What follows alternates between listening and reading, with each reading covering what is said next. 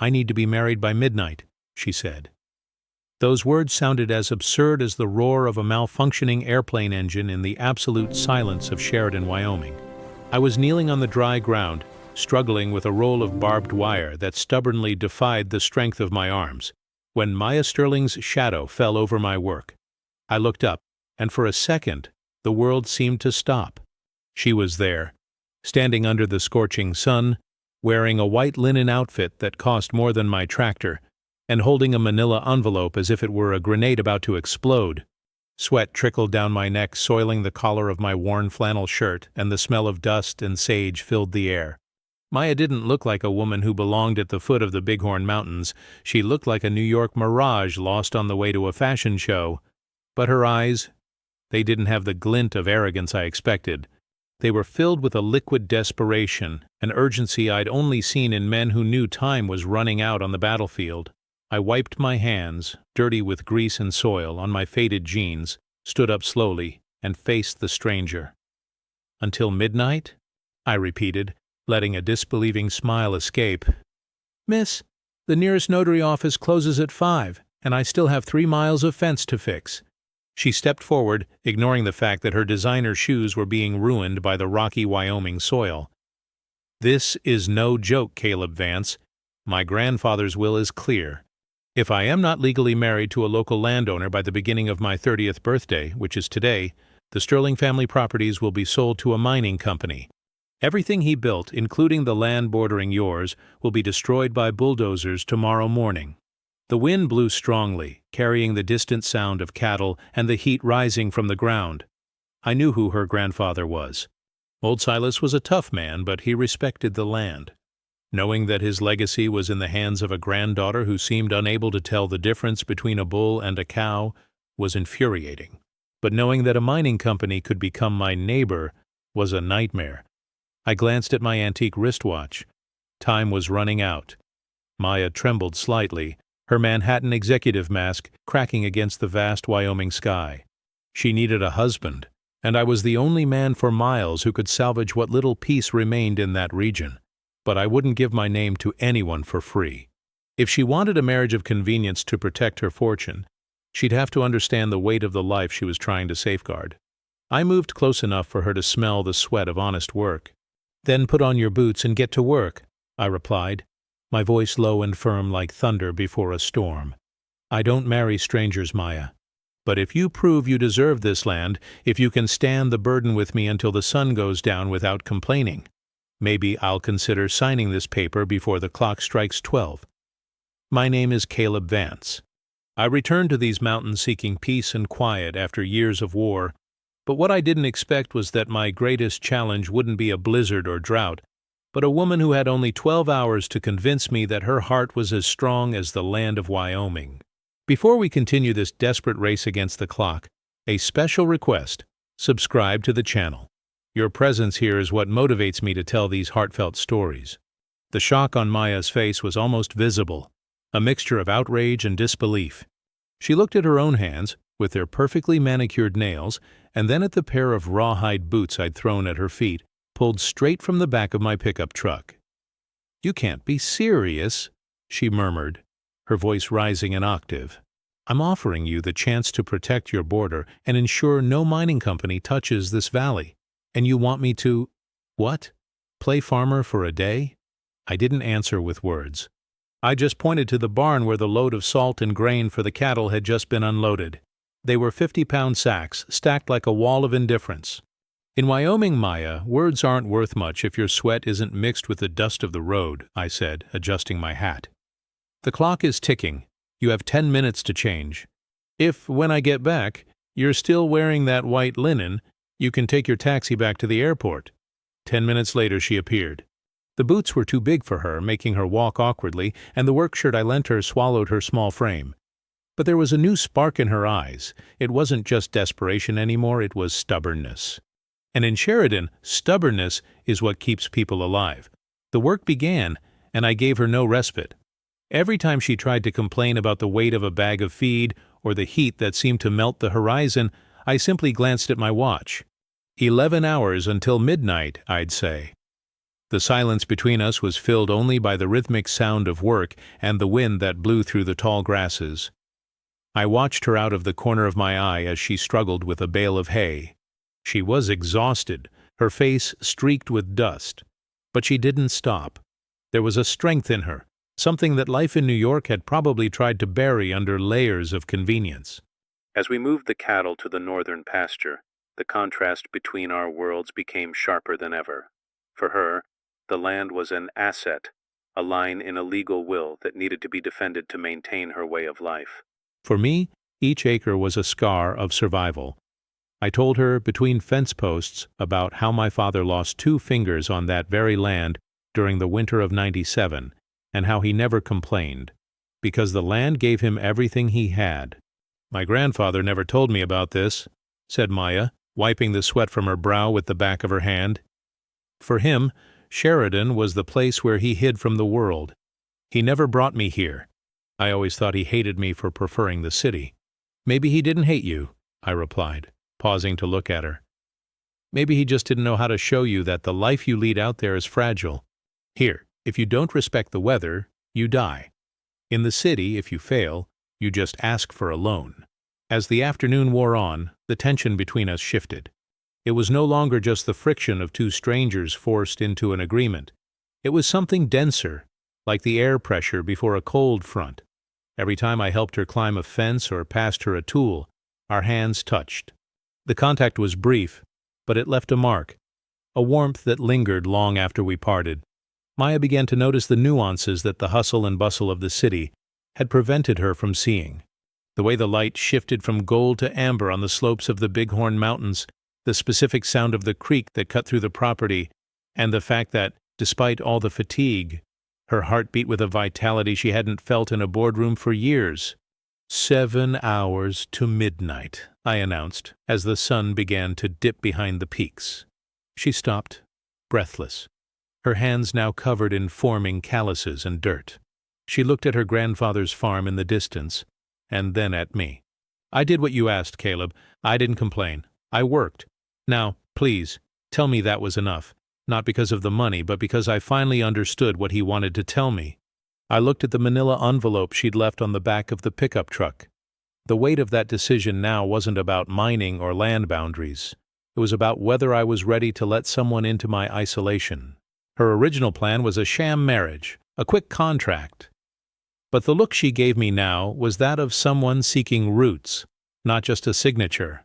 The day's work is done, Maya, I said, putting away my tools. But the day isn't over yet. Let's go inside. We have a conversation that can't be postponed any longer, and a deadline that doesn't forgive mistakes. We entered the house with the weight of dusk on our shoulders. The interior of my kitchen was simple: dark wood, the lingering smell of coffee and leather, and the quiet I cultivated like a treasure. Maya seemed small there, sitting at the worn oak table. She looked at her own hands that just a few hours before had never carried anything heavier than a laptop and which were now red and dirty. 5 hours to midnight, I murmured, placing a kettle on the stove. The sound of the water beginning to heat up was the only metronome of our urgency. Maya looked up. Why did you test me like that, Caleb? Did you really think I was going to give up and leave?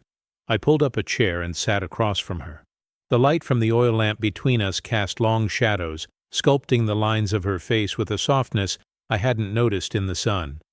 I didn't want you to give up, I admitted, and the honesty in my own voice surprised me. I wanted to know if you had backbone. Getting married in Wyoming isn't like signing a contract in Manhattan. Here, people depend on each other to survive the winter. If I'm going to put my name on a piece of paper to save your inheritance, I needed to know if you were the kind of person who runs away when the first storm hits.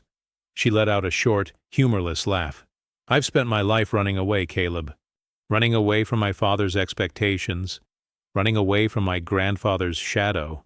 Coming here today. It was the first time I decided to fight for something I didn't even know I loved. It was at that moment that the air in the kitchen changed. It wasn't just the pressure of the clock. It was something that had been building ever since she got out of that taxi. The tension between us was no longer about fences or mining companies. It was the magnetism of two people who, amidst the chaos of a deadline, had found a mirror in each other. I stood up to pick up the manila envelope. My fingers touched hers for a second longer than necessary as I pulled the paper out. The touch was like an electric shock, running down my arm and quickening my pulse. Maya didn't flinch. On the contrary, she leaned slightly toward me. "And now?" she asked, her voice barely a whisper. "Are you going to sign?" "Not yet," I replied, my voice hoarser than I intended. "There's something you need to see first. In his will, your grandfather mentioned the stone promise. Do you know what that is?" She shook her head. I grabbed a flashlight and motioned for her to follow me. We stepped out onto the patio under a sky that was now a tapestry of stars so bright they seemed within reach. The air was rapidly cooling, the typical chill of Sheridan nights beginning to bite. I led her to the property line where a pile of ancient stones marked the boundary between our lands. "This isn't just a boundary, Maya. This is where my father and your grandfather made a pact 40 years ago. They promised that these lands would never be divided, that the valley would remain untouched as long as there was a Sterling or a Vance to defend it.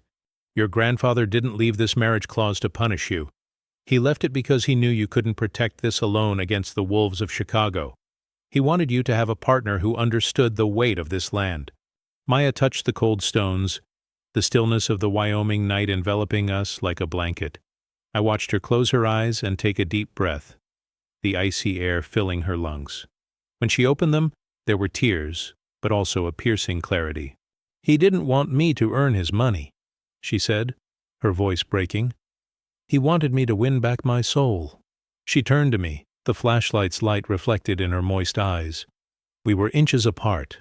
The world outside, the mines, the lawyers, life in New York, seemed to have evaporated. In that moment we were just a man and a woman atop a hill, surrounded by ghosts and promises. I moved closer, the warmth of my body contrasting with the night's chill. I smelled her scent, an unlikely blend of expensive perfume and the earthy aroma of the farm. My eyes drifted to her lips for a brief moment, and the urge to forget the time and simply pull her close was almost unbearable. But time was not on our side. 3 hours to midnight, I said softly, breaking the spell. "Then let's do it," she replied, the determination returning to her voice. "Not because of the will, but because I won't let anyone destroy what they've built, and because I don't think I could face this winter without you." We returned home in quiet, but it wasn't the silence of strangers. It was the quiet of allies about to enter a final battle. What none of us knew was that the greatest obstacle to our plan was yet to come, and it wouldn't arrive with papers, but with the sound of heavy engines climbing the road. The sound broke the hush of the night even before we saw the lights. It was the metallic roar of powerful engines climbing the gravel track. I looked at the clock on the kitchen wall, 10:15 p.m., 2 hours before midnight. Maya paled, the gold pen she held frozen on the signature line of the marriage license contract. "They arrived early," I said, grabbing my coat and heading out onto the porch. 2 black sedans pulled into the lot, kicking up a cloud of dust that glistened under their headlights. A man in an impeccable suit, who looked as if he'd been sculpted from ice, stepped out of the first car. It was Marcus Thorne, the lead attorney for the Sterling estate, and the man Maya called her counselor in New York. Beside him stood 2 men with briefcases and looks of people who had never seen a real star. "Maya, darling, what a picturesque scene," said Marcus, his voice laden with a sarcasm that cut like a winter wind. He didn't even look at me. I was just part of the landscape, like an old fence post. "I hope you've already gathered your things. The jet is waiting in Casper. Sign the waiver and we can end this rural nightmare." Maya stepped forward, remaining beside me on the porch. "I'm not signing any waiver, Marcus, and I'm not going anywhere. Caleb and I are heading to town right now to formalize our engagement." Marcus let out a dry laugh, a sound that had no place in the Wyoming silence. "Compromise? With a hillbilly who can barely keep his fences up? Maya, be rational. You're a Sterling. Your life is in Manhattan, not cleaning manure in a God-forsaken valley. The board has already approved the sale to the mining company. If you don't sign willingly, we'll use the mental incapacity clause to prove you're not fit to manage the estate." I felt my blood boil. I took a step forward, feeling the solidity of the porch planks beneath my boots. "You're on private property, attorney, and in Sheridan we have a very specific way of dealing with trespassers who threaten women on our land." "Your wife?" Marcus scoffed. "She's a financial asset you're trying to kidnap. Maya, sign the papers, now." He held out a folder, but Maya didn't back away. She looked at Marcus, then at the distant lights of the farm that had belonged to her grandfather. I saw the exact moment the last piece of Maya from New York fell away, revealing the woman who had carried sacks of feed under the Wyoming sun that afternoon. "You mentioned that I'm a sterling, Marcus," she said, her voice now cold and sharp as mountain ice. "And as a sterling, I am the rightful owner of these lands until midnight. And as the owner, I am ordering you to leave my property. Now." "You're making $1 million mistake," Marcus yelled, his mask of calm finally beginning to melt into anger. "No," she replied, taking my calloused hand and intertwining her fingers with mine before them all. "I'm protecting the only thing my grandfather's money could never buy, my dignity. Caleb, get the keys to the pickup truck. We have a justice of the peace waiting for us." Marcus tried to get in my way, but I just stared at him with the look of someone who had seen far worse on real battlefields. He backed away. The power of $1,000 suit evaporates quickly in the face of a man who has nothing to lose and everything to protect. We got into the pickup truck and I drove off, leaving Marcus and his papers behind in a cloud of smoke and dust. The clock on the dashboard read 11:15 p.m. The Justice of the Peace, an old friend of my father's, had already been notified and was waiting for us in his small cabin on the edge of town. "Are you sure about this?" I asked as we raced down the dark road. "If we sign, your old life ends today." Maya looked at me, the light from the dashboard reflecting the determination on her face. "My old life was a contract, Caleb. What I've found today, this job, this valley, this feeling, this is real. I don't want to be an asset anymore. I want to be the woman who helped save Wyoming." We arrived at the judge's door at 11:40 p.m. The wind howled outside, but inside the small candle-lit room, the world seemed at peace. The judge looked at us over his glasses, seeing the mud on our clothes and the urgency in our eyes. "Caleb Vance, do you take Maya Sterling as your wife, to protect and cherish, through sunshine and storms?" he asked. I looked at Maya. She was no longer the stranger in white linen. She was the partner who had endured the hardship, who had faced the lawyer, and who had chosen the clay instead of the glitter. "I accept," I replied, and I had never been so sure of anything in my entire life. When the judge pronounced the final words and Maya signed the document, the clock on the wall struck the first stroke of midnight. The deadline had passed, but our story was only just beginning. Conclusion and final reflection. The silence that followed the last stroke of the clock in the judge's chambers was not one of emptiness, but of relief. Maya and I stepped out onto the porch of the small cabin, and the cool Wyoming air seemed purer than ever. She no longer held the manila envelope. Now she held a simple silver ring that had belonged to my mother, and the document guaranteeing that the Sheridan Valley would remain untouched for another generation. Life in Wyoming didn't become easy overnight. Marcus Thorne and the mining company board tried to contest the marriage in court for months, but Maya's determination was a force they had never faced before. She wasn't just an heiress. She was a Vance now. And at Sheridan, we don't give up what's ours without a fight. Maya has definitively traded her New York suits for jeans and flannel. But the executive's sharp mind hasn't been lost. She simply found a greater purpose. Today, she leads a conservation initiative that helps other small farmers protect their land from predatory exploitation.